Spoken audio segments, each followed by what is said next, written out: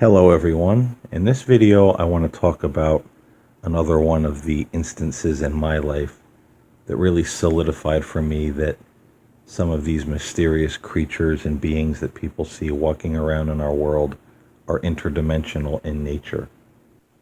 This story began in the summer of 1981. I was about 14 years old. The neighborhood I lived in was quite small. South Centerville, New York. It was on the outskirts of Middletown, New York, in Orange County, if anyone cares to look that up on the internet. Very small country, neighborhood, a lot of woods, around. And there were quite a few of us kids that hung out together. There were my brother, myself, Dave and Mary, which were brother and sister, another kid named Paul. There was Kenny, David, Kevin, and Brian, which were all brothers. And Kevin and Brian were the youngest of the group. They were somewheres around 9, 10. They were quite young. The rest of us were teenagers. And this particular summer, it started with Kevin and Brian coming up to us older kids, saying things like, "Don't ride your bike, down the road at night. There's something in the woods. There's something creepy in the woods. There's noises in the woods." And we completely ignored them. We thought they were just pulling a joke on us, trying to pull some ultimate scare. So we didn't even acknowledge, what these kids were saying. And not until a little later that summer, me and my other friend Paul, we were taking a walk one night. There was a Catholic church right down the road from where our little cluster of houses were. It wasn't a big church. It was small. No one was ever really, there during the week. So we were walking down to the churchyard, and it was one of those dark, kind of moonless nights, and suddenly my friend just stops in his tracks, and he points across the road and yells, "And what the hell is that?" So I stop, and I'm squinting, looking across the road, and I saw something that looked darker than the night, like this big black blob on the side of the road, maybe about 2 yards ahead of us, maybe a little less. Before I could focus on what it was, my friend just took off running in the other direction. So I thought he saw something a lot more terrifying than I did, so I took off after him. He didn't really elaborate on what he saw, rather than it was something very big. It was black. He didn't know if it was a bear. It looked bigger than a bear. He couldn't quite tell. So fast forward, it goes on. There's noises in the woods. Okay, then we agree. Other people, some of us older kids, hear growling and like things in the woods, but we're like, it could be an animal. It could just be a bear. We're not really going to think it's anything weird at this point. Not until fast forward to February 1981. Everybody in the neighborhood went grocery shopping on Friday night. My family went a little earlier than everyone else. Everyone else's parents worked a little bit later, so they went a little later, got home a little later. So we got home from shopping on Friday, and, I'm waiting for some of my friends to get home from shopping with their parents, and I decided to take a walk.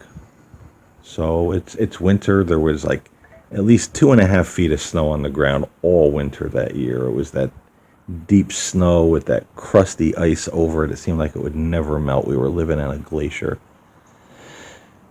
And so I go walking down to the church. And when you got to the church, there was the front, there was a light in the parking lot. And then when you went around the side of the church, there was a bigger parking lot with another light, and the Sunday school building was maybe about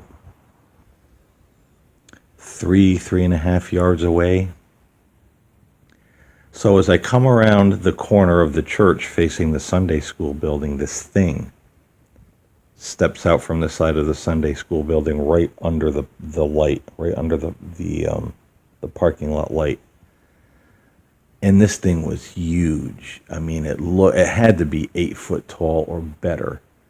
It had really broad shoulders. You could see the definition in its chest and its biceps. For all intents and purposes, it looked like Bigfoot. It was this massive ape-like thing just standing there with its head, held up like it was sniffing the air. So I immediately think, A, what is it? B, what is it smelling? Is it picking up my scent? And if it is, am I dinner? So I start walking backwards, keeping my eye on this thing. I see it plain as day. I mean, it was gigantic. I back up until I'm in the front of the church and I can't see it anymore. I turn around and I just run. I run back home. And at that particular time, yeah, I was in full agreement. There's something in the woods, and it's not a bear. It's not a deer. I don't know what it is, but this thing, not anything I've seen before. So at that point, the noises in the woods continue. Everybody hears it. Everybody, all the kids were a little freaked out, to go out at night, for walks and riding our bikes. It was a little creepy. So then fast forward to the autumn of 1982. It's October. The leaves are falling off the trees. And one morning, about 10 o'clock in the morning, it was me, my brother, and our friend Dave, suddenly get this idea that we're going to go out and we're going to hunt for this thing, whatever it is. So we arm ourselves with a baseball bat, a homemade pair of nunchucks that my friend Dave made out of a shovel, handle of a shovel, and a dagger that, for whatever reason, my father had in a drawer in the kitchen in our house. So this is what we're going to go hunt Bigfoot with. So we head off down the road. We're looking all over the neighborhood. We're in the woods, different parts of the woods, looking for clues, looking for this thing. Nothing. We don't see anything. Until, we decide to call off the hunt. We start walking home. And we get to this point on the road where there was like this dip off, like a little embankment off the side of the road, and then just an empty field and little sparse woods on the end, not really dense. A lot of the leaves were off the trees at that point, so you could see, into the woods. And we hear this thing. It's like a lion roaring. It starts at the edge of the field by the woods, and it's coming closer and closer to me and my brother and our friend Dave. Till this thing, and I'm not kidding you, it was right in front of us. It sounded like a lion roaring. And at that time, my brother, he's looking like petrified. He turns and he looks at me and Dave, and he's like, I don't know what the hell this thing is, but I think it's invisible. It's right in front of us, and we can't see it. So again, we took our dagger, our baseball bat, and our nunchucks, and we ran like hell, back to the house. And that was the last time we decided to go hunting for the Bigfoot.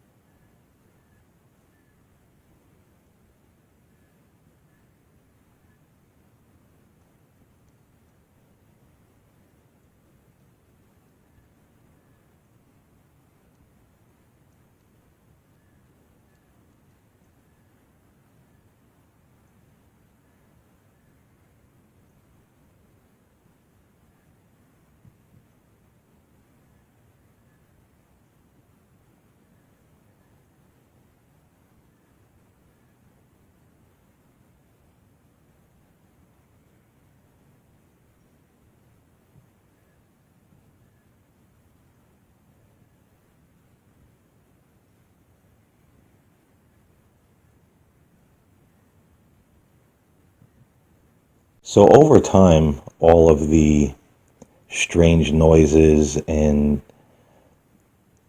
odd creatures roaming the woods of the neighborhood just stopped. It just all at once abruptly was no more. No one saw anything, no one heard anything. For a number of years, I thought maybe this was something that the Indians had conjured up, because if you look up Middletown, New York,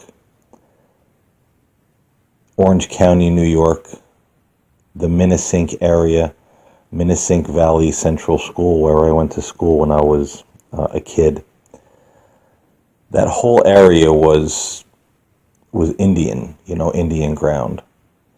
And if you look up the Orange County Fair in Middletown, New York, it is said that the fairgrounds there were built over an Indian burial ground, and there used to be what was called the curse of the Orange County Fair, that every year they would get a day or two of torrential rain that would just flood out the fair. And they said it was because of the curse on the Indian burial ground that they just put the fairgrounds over.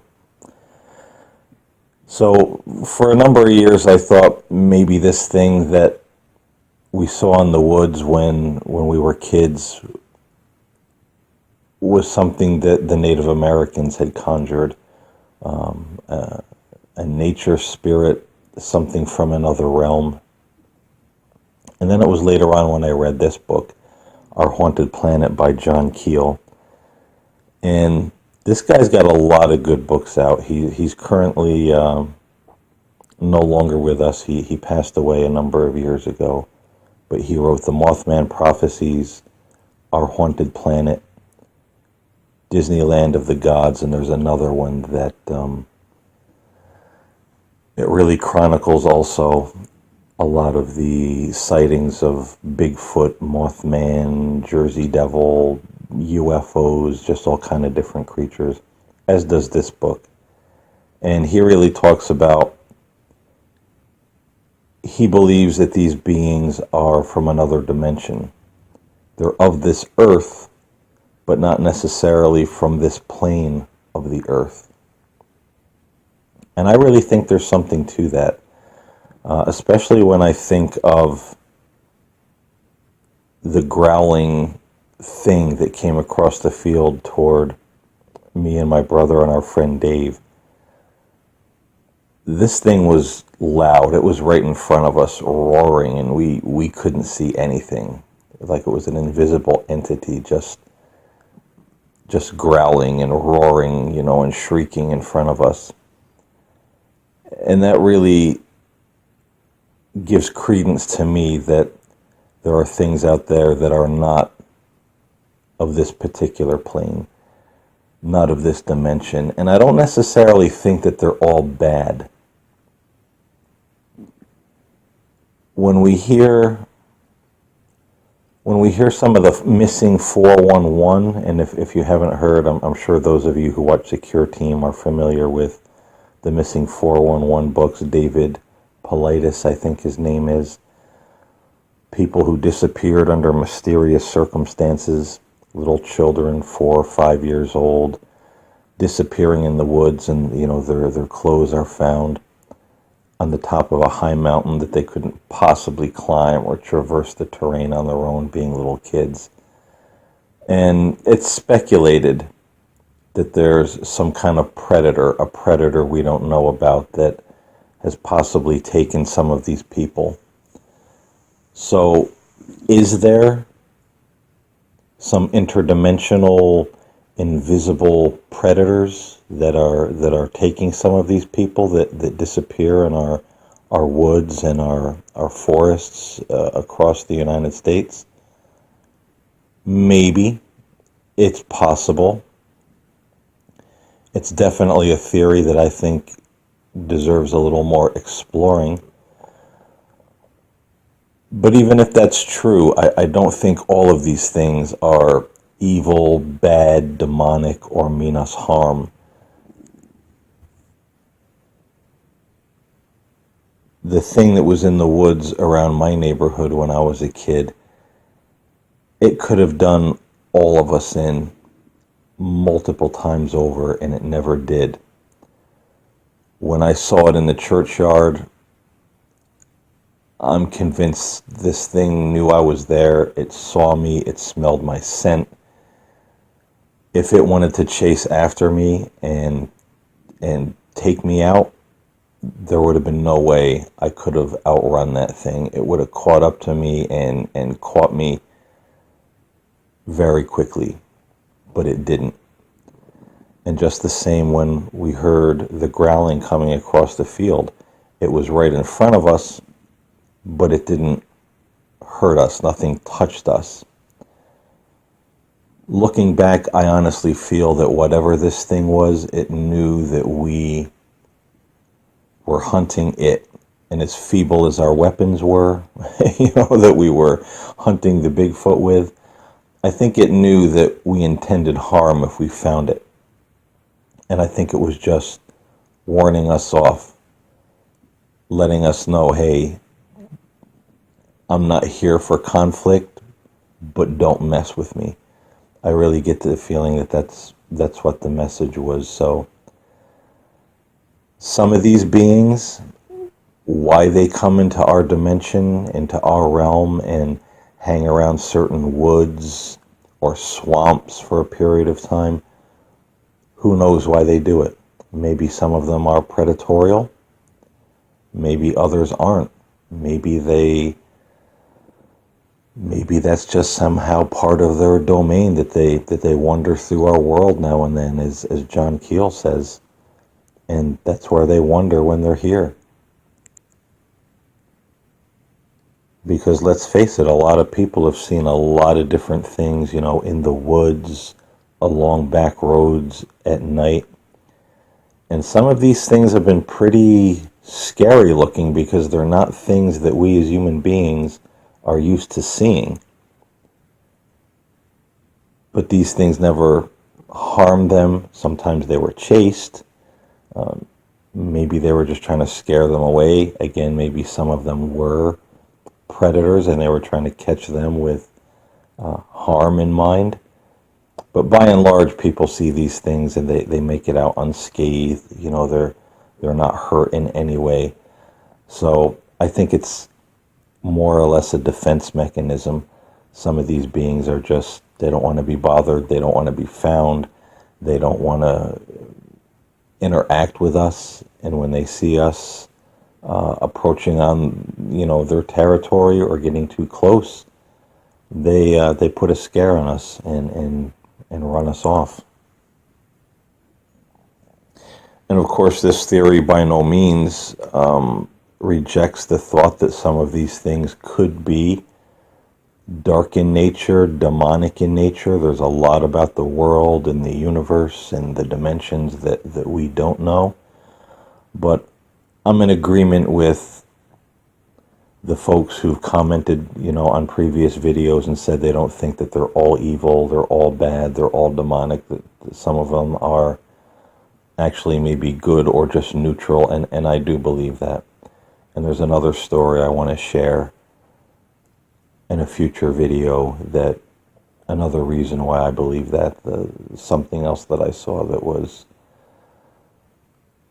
I don't know, but this one was really made an impression on me. When I think back to things that I've seen, and I've seen quite a lot, this one really put a wow factor in my mind, and that's something I'll share in a future video.